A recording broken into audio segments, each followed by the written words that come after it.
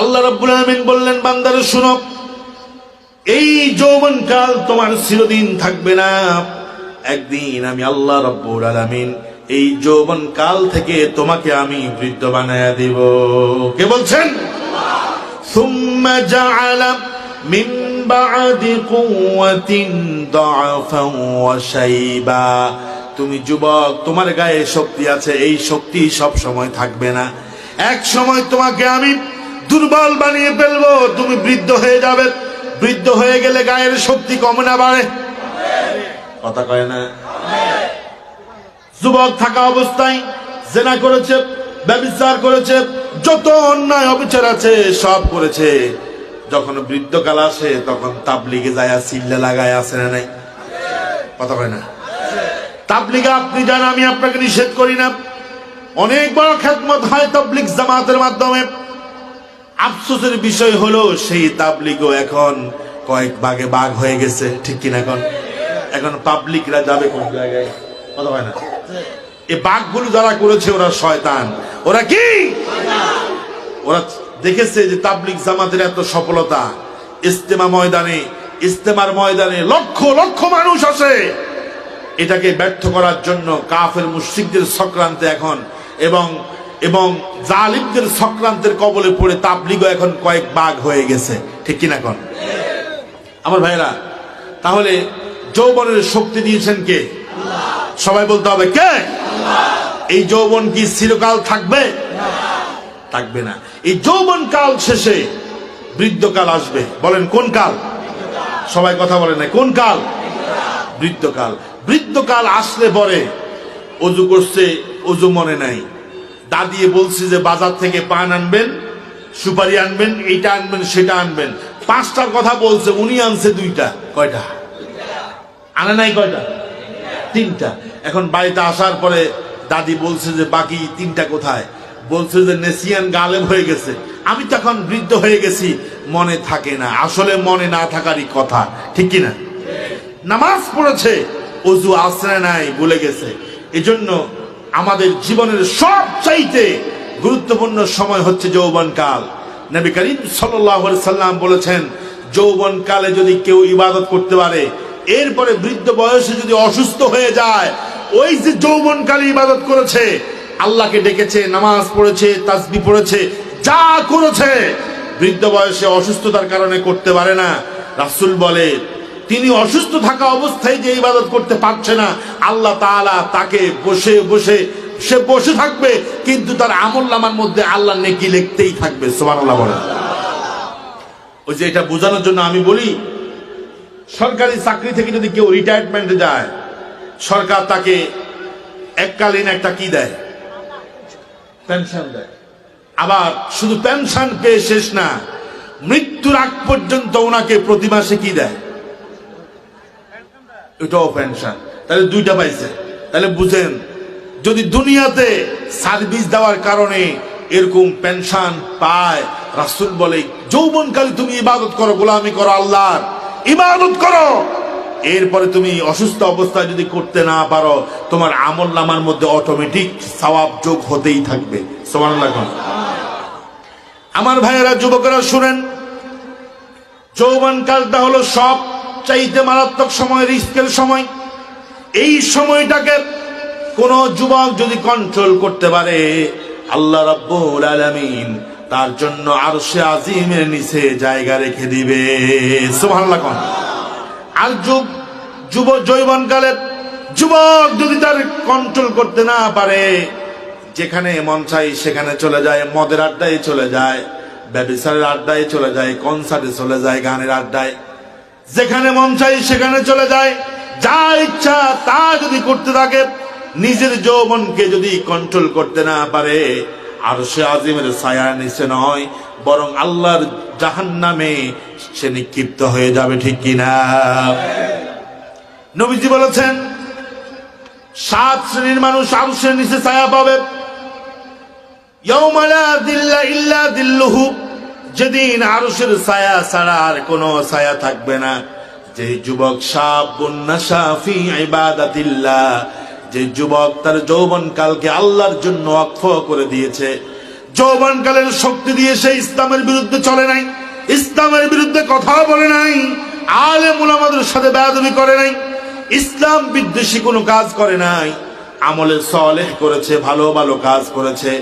আল্লাহ রাসূল বলেন শাবুন নাশা ফি ইবাদাতিল্লাহ, যে যুবক তার যৌবনকালকে আল্লাহর জন্য ব্যয় করেছে, আল্লাহ রাব্বুল আলামিন আরশের নিচে তাকে কিয়ামতের দিন ছায়া দিয়ে দিবে। আরো আসতে বলেন সুবহানাল্লাহ। দেখেন যৌবনকালটা কি দামি আল্লাহর কাছে, সুবহানাল্লাহ বিহামদি। এটাকে আমরা গুরুত্ব দেই না। যেই সময় আমাদের যুবকরা মসজিদে থাকার কথা, মাহফিলে থাকার কথা, সেই সময়ে যুবকরা দুনিয়ার প্রেমে মাতোয়ারা হয়ে উন্মাদ হয়ে তারা নিজেদের যৌবনকালকে শেষ করে দিচ্ছে। আহা, আফসোস। এজন্য যৌবনকালটা হচ্ছে খুব রিস্কি টাইম, খুবই বিপজ্জনক। ভালো কাজে লাগাতে পারলে জান্নাতি, আর ভালো কাজে লাগাতে না পারলে জাহান্নামী, ঠিক কিনা? এই যৌবনকালটা খুব রিস্কের সময়। হাদিসের ভিতরে এসেছে ইন্না ফাতান শাবান, একজন যুবক আল্লাহর রাসূলের কাছে আসলো, এসে বলল আতান নবী সাল্লাল্লাহু আলাইহি সাল্লাম। একজন যুবক রাসূলের কাছে আসছে, খুব খেয়াল করে শুনেন। যুবকটা আল্লাহর রাসূলের কাছে এসে বলছে ইয়া রাসূলুল্লাহ ইযিন লি বিজিনা, নবী আপনি আমাকে জিনা করার অনুমতি দেন। আমি যুবক মানুষ, বিয়ে করার জন্য কোনো টাকা পয়সা নাই, আমার পরিবার থেকে আমাকে বিয়েও করাচ্ছে না। আমাদের দেশে এরকম যুবক আছে না নাই? বয়স 30+ হয়ে গেছে, বাবা বলতেছে আগে তুই কি হয় নিজের পায়ে নিজে দাঁড়ায়, এরপরে বিয়ে করবি। আচ্ছা কোন আমাদের যুবকরা কি নিজের পায়ে দাঁড়াইছে না অন্যের পায়ে? নিজের পায়ে দাঁড়াইছে নাকি অন্যের পায়ে দাঁড়াইছে? নিজের পায়ে। এক যুবক ওই দিন আমার কাছে আসছে, 29 বছর বয়স। হুজুর আমার বাপরে বারবার ওয়াজ শুনাইতেছি, মিজানুর রহমান আজহারের ওয়াজ শুনাইতেছি বিয়ের ফজিলত। বাবা কয় বারবার ওয়াজটা শুনাইছ কা, মোবাইলে আর ওয়াজ নাই? মাকে শুনাইতেছি আহমদুল্লাহ সাহেবের ওয়াজ, ওখানের মধ্যে উনি সুন্দর ভাষায় বলতেছে ছেলে প্রাপ্তবয়স্ক হলে বিয়ে দিয়ে দেন না, তুবা ছেলে যদি জেনা করে গুনাহ করে তাহলে কিন্তু পিতার উপরেই গুনাহটা আসবে। বারবার শুধু সাউন্ড বক্সের মধ্যে জোরে জোরে দিতেছি। মা ওয়াজ শুনে বিরক্ত, কিরে হুজুরের কি ওয়াজ আর নাই, শুধু তো প্রত্যেকদিন এটাই শুনি। কথা বলে না, এরকম কিছু মা বাবা আছে আপনাদের আন্ডার সরে মনে হয় নাই? কতক্ষণ না আছে না? ছেলেরে বিয়ে করায় না, মেয়েরে বিয়ে দেয় না, মেয়ের বয়স পার হয়ে যাচ্ছে বিয়ে দেয় না, বিদেশি খোঁজ করে, টাকা খোঁজ করে। সকালবেলা উঠে জরিনার রুমে গেছে, কিরে জরিনা তুই কই রে? জরিনার শব্দ নাই। 10টা বাজে জরিনা ফোন করে, মা আমি তো উত্তরের বাড়ির কালুর সাথে আমি পালায় আসছি। আরে কথা কর না, ঠিক না? ছেলে থাকে অন্য মেয়ে নিয়ে, মেয়ে থাকে আরেকজনের ছেলে নিয়ে, বিয়ে দেয় না। রাসূল বলছেন এই ছেলে এই মেয়ে যত গুনাহ করবে বাবা হিসাবে বাবার উপরে সব গুনাহ এসে বর্তাবে। নাউজুবিল্লাহ। কোন বিয়ে করায় না। তো যে যুবকটা আমার কাছে আসছে 29 বছর বয়স, হুজুর আমার বাবার একটু বুঝান যাতে করে আমার বিয়ের ব্যবস্থা করে। ওই বাবার আমি ফোন করলাম যে কি অবস্থা, আপনার পরিবারের কি অবস্থা, সব ঠিকঠাক চলতেছে তো? না হুজুর ছেলের তো বয়স হয়েছে, এখনো ছেলের চাকরি বাকরি নাই, মেয়ে খোঁজ করতেছি, এখনো বিয়ে দিচ্ছি না কারণ ছেলের এখনো বেকার। তো ওরা বলছি যে আপনি তো বিদেশ থাকেন, তো ছেলের কি কি দিচ্ছেন আপনি বলেন তো দেখি।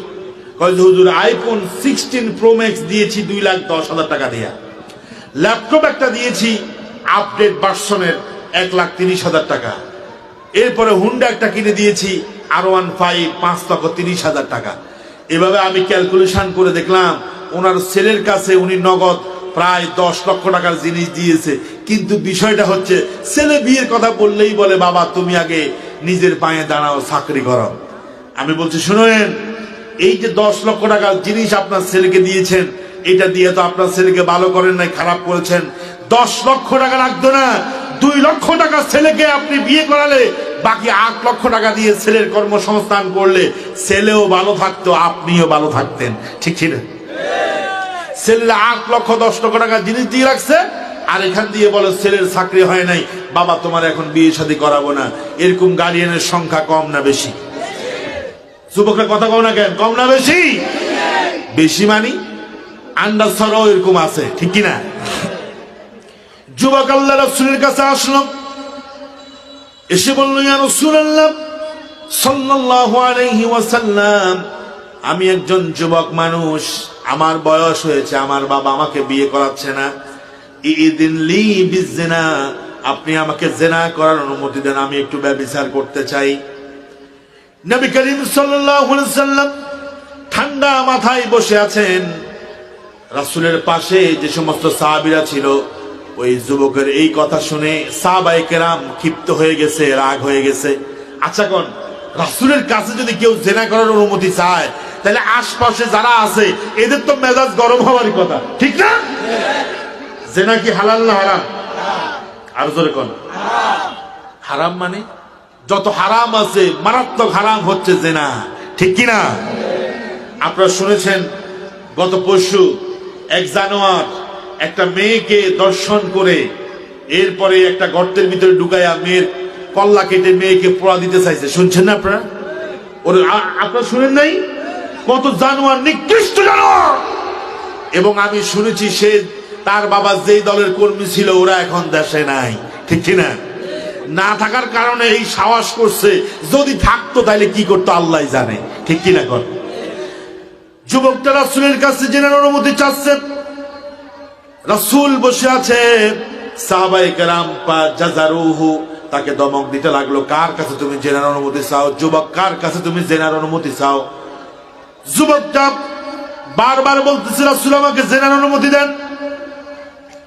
বিশ্ব নবী বলছেন, ফাদিনহু, ও আমার সাহাবীরা, এই যুবকটাকে তোমরা দমকায়ো না, তাকে তোমরা রাগ করে কথা বলো না, বরং যুবকটাকে আমার কাছে আসতে দাও। আল্লাহু আকবার কর, আর জোরে করে আল্লাহু আকবার। যেখানে রাসূল তাকে বলতো, তাকে রাসূল, আমার ভাই এসে গেছে, লিল্লাহে তাকবীর, আরো জোরে বলেন লিল্লাহে তাকবীর। ইনশাআল্লাহ সময় মতো উনি আলোচনা করবেন এবং কথা বলবেন। এখন আমার কথা শুনেন। দেখেন যুবকটা আসছে রাসূলের কাছে কি নিয়ে? জেনার প্রস্তাব নিয়ে। রাসূল কি তার অনুমতি দিয়ে দিছে? আচ্ছা কোন যেটা হারাম রাসূল যদি সেটাকে হালাল করে, তাহলে কি সেটা হালাল হবে? আর ভাই কথা কোন, হালাল হবে? কোশ্চিন কালো হবে না। দেখেন মদ হারাম, কিন্তু আমার দেশে মদের লাইসেন্স দেয় কি দেয় না? জোরে কোন দেয় কি দেয় না? স্বাধীনতার 53 বছর পরেও এদেশের ক্ষমতায় যারা গিয়েছে একবারের জন্য মদ নিষিদ্ধ করতে পারে না, ঠিক কিনা বলেন? আমি আশা করব আগামীতে যারা সরকার গঠন করবে, তারা মদ সহ আল্লাহ তাআলা কোরআনে যত কিছু হারাম করেছেন সব কিছুকে তারা হারাম করবে, ঠিক কিনা? সংসদের মধ্যে মাদককে নিষিদ্ধ করবে, জুয়াকে নিষিদ্ধ করবে। আল্লাহ পাক যা হারাম করেছেন তা যদি হারাম না করে, আমরা আন্দোলন করব, তাদেরকে আমরা এই কথা বাধ্য করাবো যে আল্লাহ যা হারাম করেছেন তা হারাম করতেই হবে, ঠিক কিনা? আপনারা কি আমার মতের সাথে একমত না? একমত কিনা বলেন? কারা কারা একমত? দুহাত দেখতে চায়।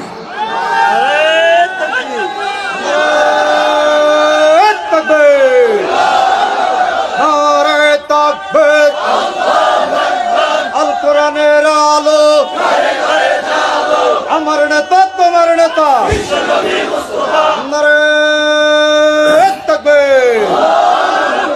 হাত নামান। আর যারা দাঁড়িয়ে আছেন, যদি আমাদেরকে ভালোবাসেন, কোরআনকে ভালোবাসেন, এক্ষুনি বসে যান। এটা সার্কাস না, বসে যাইতে বলছি। এরপর যারা দাঁড়িয়ে থাকবে তাদেরকে আমি আর কিছু বলার নাই, সবাই বসে যান।